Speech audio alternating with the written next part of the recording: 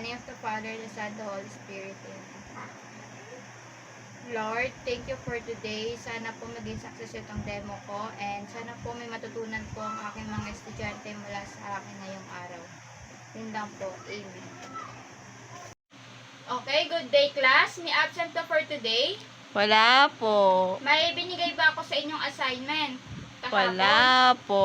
Okay, now may papakita ako sa inyong mga picture, then may jumbled letter siya, tapos ibigay niyo sa akin kung ano yung nalalaman niyo doon, kung ano yung hula niyo doon, kung anong natin ngayong araw. Kung anong topic natin ngayong araw, ito. Ano yung idea niyo about dyan and ano yung jumbled letters niya? Mama ko po, ma'am. Okay, Melrose? Ano po? Types of colors po ba yan? Tama. Our topic for today is about colors. About colors. So, ano nga ba ang color? Ang color, ito yung yung kasama siya dun sa damit natin. Ito katulad ngayon, itong suot ko. Kasama siya sa damit natin and minsan, ina-attach natin siya yung naka-t-shirt na tayo, pero i-attach natin siya. Dito nakikita yung style natin, kung saan occasion ba tayo pwede natin siyang gamitin. A collar is a secure of neckline in dresses attached to various items like shirts, katulad nga ng sinabi ko sa inyo kanina, coats and blouses. Okay, ngayon may 3 types of collars tayo. So, tingnan natin kung ano yon. Dito muna tayo sa parts of a collar muna pala. Alamin natin kung ano ba. May parts din tayo ng collar. Di ba akala natin suot lang siya, ano lang siya. Pero may parts din pala siya. Okay, ito yung band niya. About dito sa likod natin. Tawag dyan band. Yung strip of a fabric that makes the collar stand perpendicular to the body of the garments. The outer collar is attached to the band. Yung collar stiffeners natin, ito yung inserted into the band to make the band stand. Ito siya, di ba ito yung band natin, tapos yung collar stiffeners natin, ito siya. Yung sa gitna natin, ito. Tapos yung points naman natin, ito siya. Yung dito sa gilid, ito yung points natin. Pagkatapos, yung spread natin, ito yung distance niya sa bawat point. Ito yung point niya, tapos ito yung spread niya. Dito sa gitna, yung naghihiwalay sa dalawang points. Tapos, ito pang parts of collar neckline is the edge side of the collar that is stitched to the neckline of the garments. Ito siya yung may siya dito. Tapos, the collar edge is the outer edge or the side of the collar. The row line is the fold over of the collar stand. Ito siya. Nandiyan naman siya. So, ito yung sinasabi ko sa kanya na may 3 types of collar tayo. Yung una dyan, yung stand collar, ito yung yung hindi siya, yung na siya sa taas natin, hindi siya naka-lay down dun sa balikat natin, hindi natin siya ramdam, pero yun yung natin, yun yung collar natin, hindi siya nakadepende dito sa braso natin. Di ba may mga ganong damit tayo hindi natin ramdam or feeling natin nakalobo siya sa atin. Ang tawag doon, stand collar. Yung turnover collar naman, ito yung katulad ng ito, yung damit ko ngayon dito, siya, naka-stand siya, pero pwede natin siyang tipuin sa likod, yung tulad sa mga polo, sa mga formal occasion, ganon. Tapos yung flat naman, ito yung ito na yung naka-lie down. Kung yung dalawang turnover and stand collar, hindi siya naka-lie down sa shoulder natin. Ito namang flat collar, naka-lie down siya dito sa shoulder natin. Tulad nga ito, unlike standing collars, there are different types of flat collars such as shawl collars, Peter Pan collars, etc. So, alamin natin yan. Okay, meron tayong yan nga, sinabi ko sa inyo. Now naman, punta naman tayo sa, kung may 3 types of collar, meron naman types of collar naman siya. Ito yung minsan kasama, doon sa types of collar, may 18 types of collar tayo, papakita ko sa inyo mamaya. Pero siya, ay minsan, tawag dito, minsan single color siya, minsan ano lang siya sa flat color, minsan naman magkasama tong stand color pati turnover color. Just say, papakita ko sa inyo types of color. Ayan, color styles. Types of color styles naman siya. May iba't iba tayong color styles. Ang unang-una dyan, itong straight colors. Ito naman, ano siya, tawag dito, madalas natin siyang makikita din sa tuxedo, sa Amerika, ganun kapag may mga ganap, formal attire. Ayan yung ano natin, ang tawag doon ay straight colors. Okay, straight colors popularized by the British in the early 20th century are a formal necktie, tulad nga ng sinabi ko sa inyo, with a straight line in the middle. They are typically worn with a sweater tuxedo and are often paired with black accessories. They are associated with the conservative men. So, mga conservative men siya. Yun yung straight colors. Basta tandaan nyo, pag narinig nyo yung salitang tuxedo, ay pakikita nyo yun, ay yan yung ano, yung sa, o kaya makikita natin sinasosyo ng mga lalaki sa mga prom, ganon. Kung formal attire. Nakikita natin, ay ano siya, straight colors yan, ganon. Ito namang Peter Pan colors, ito yung round edge colors used for semi-formal occasions. Kung kanina formal occasion, ito naman semi-formal occasions. Popular siya for playful style and tawag ito, alternative to traditional baby and toddler. Ito yung hindi siya madalas sa Pilipinas kasi hindi naman natin siya nakikita sa mga movie Nakikita natin siya, ang madalas para sa akin, nakikita ko siya madalas sa mga palabas sa Amerika.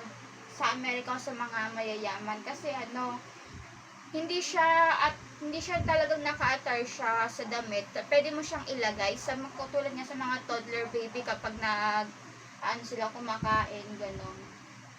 Pwede siyang ilagay para pag gagala kayo, ganon. Ito namang sa number 3, detachable colors. Ito nga yung sinabi ko sa inyo. Pero detachable colors din naman yung kanina. Ito. Hindi siya talaga naka-align siya sa damit. Pwede mo siyang ilagay din, pwede mo siyang hindi. Ito din naman, ganun din naman siya. Detachable color siya. Pwede mo siyang ilagay kahit saan. Sa dress mo, sa shirt mo, ganun. Kung gusto mo makita yung kung gusto mo magkaroon siya ng style sa damit mo, sa plain na damit mo, pwede mo siyang ilagay para magkaroon siya ng maging yung tawag kami din, aesthetic ba, mga ganon. Ito naman turtleneck. Ito, meron din yan sa Pilipinas. Alam nyo din naman yan kasi sikat naman yan dito sa atin. Kaso nga lang dahil sa di naman malamig yung lugar natin. So, minsan lang natin siya ginagamit or kapag may occasion na. Kasi hindi naman masyadong malamig sa Pilipinas So, more makikita natin sa mga palabas sa mga malalamig na lugar. Pwede siyang natin suotin dyan. Ayan yung high round necks worn under a sweater are traditionally associated with winter. Winter wear popularized by Douglas Fairbanks Sr. in the early 20th century. They are now worn by celebrities like Justin Bieber and Rihanna. Kilala naman natin yung mga yan. Lalo na yung turtleneck colors. Ito namang sailor colors. Ito naman ay popular daw siya noong 19th century, easy to wear and remove, featuring a double square panel and middle v-neck design.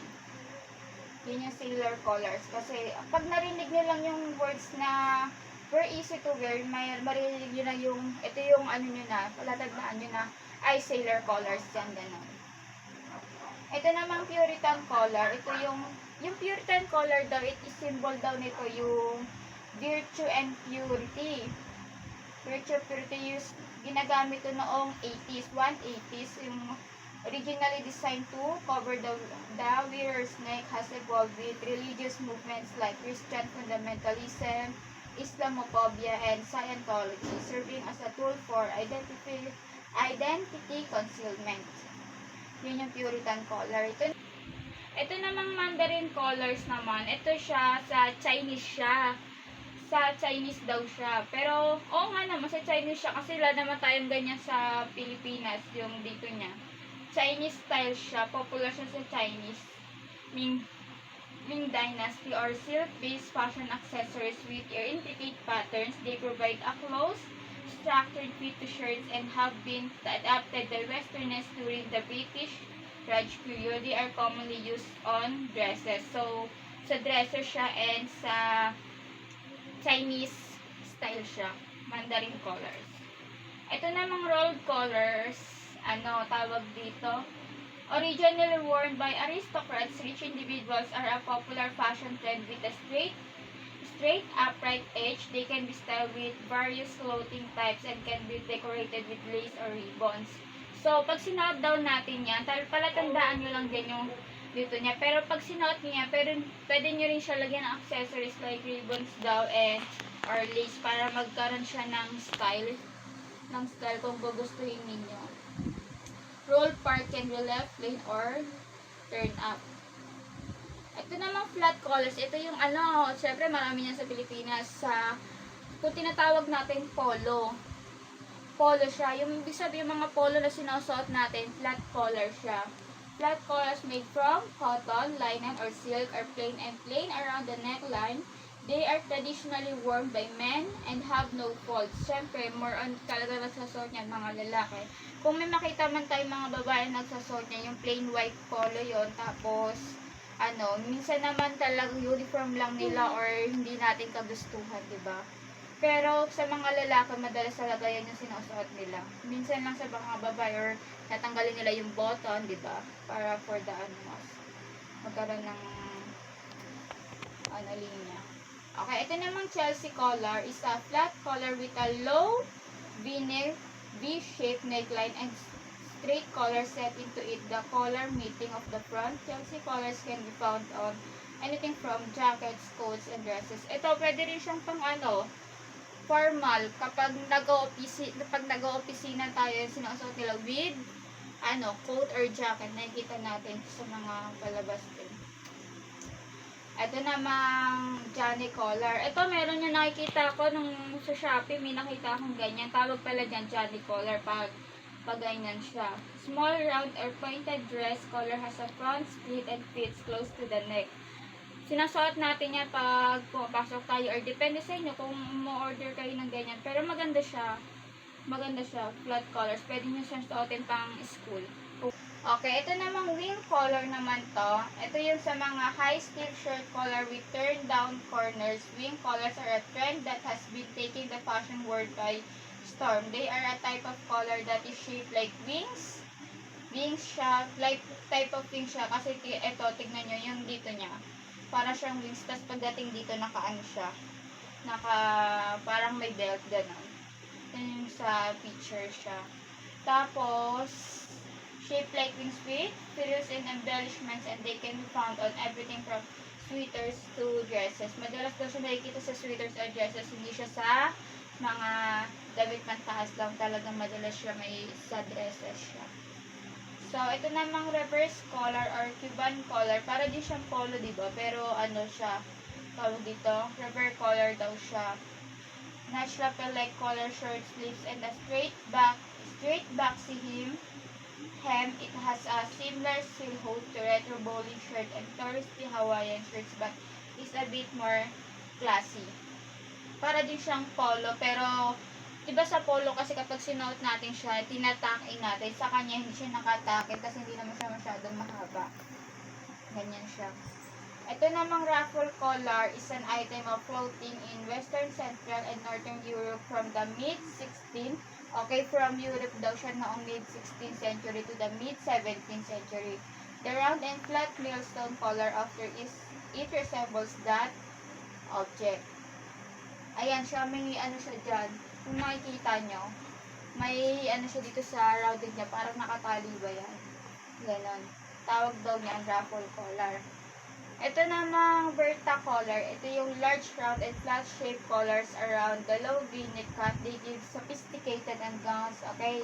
Madalas daw yan sa gowns and can game up your everyday casual formal. Madalas siya sa gowns, pero pwede din naman daw siya pang casual formal. Or detachable din ata siya. Ganun. Ito namang jabot collars are made with lace or other fabric. These are ruffles falling over the breast. From the neck, they are also available in a lot of detached forms. Okay, para di siya detached forms siya kung naka-round neck siya or kung gusto mo na magkaroon siya ng classy about dito sa breast mo, siya, pwede mo siyang ilagay. Ito namang cascade collar. Ito yung circular cut ruffle attached to the neckline or the center front of the garments. Para din siyang ito. Kung gusto mong ilalagay mo siya for the class lang. Ito namang last, yung bib collar. It's a false collar that can be stitched into the low cut front of a garment. It can be detachable or permanent. So, pag nakakita ka na ganyan siya, pwede mo siyang lagyan. Pwede din namang nakalagay na mismo talaga siya dun sa damit. So, okay, that's all for today. Kung anyone can demonstrate the parts of collar. Ma'am! Okay, na Rose. For the types of the collar, ma'am, we have band, slope, point, and spread. That's all po. Okay, very good, Rose. Okay, why do you think we need to know the types of collars? Ma'am, based on my opinion, kailangan natin malaman yung types of collar dahil may mga binabagayan din ang mga collars at may rin yan sa fashion. Kung halimbawa, kung gagamit tayo ng bib collar, ano bang theme ng pupuntahan natin? Kung Renaissance theme ba? Kung all vintage style ba? And in that way, mas magandang tignan yung magiging suot natin kung tama yung paggamit natin ng collar. So, that's all po. Thank you. Okay. Okay, very good, Rose. Dahil dyan, alam nyo naman na yung mga types of collars kung bakit natin siya kailangan. May magbibigay ako sa inyo ng quiz. Okay, may pa-quiz tayo. Kahit saan nyo siya isulat sa notebook nyo or Ready? Ready. Bigyan ko kayo ng 10 minutes or mga 5 minutes na lang para magsagot nitong identification natin. Good luck, guys. Okay, anyone guys? Tapos na ba kayo para magsagot? Opo, ma'am. Okay, very good. So, anyone can answer this? Ma'am, ako Okay, po. Rose, pakipaliwanag kung yung katanungan and kung yung sagot mo. Number 1 po, ma'am, ang sagot po ay collar. Very good. Number 1 is collar.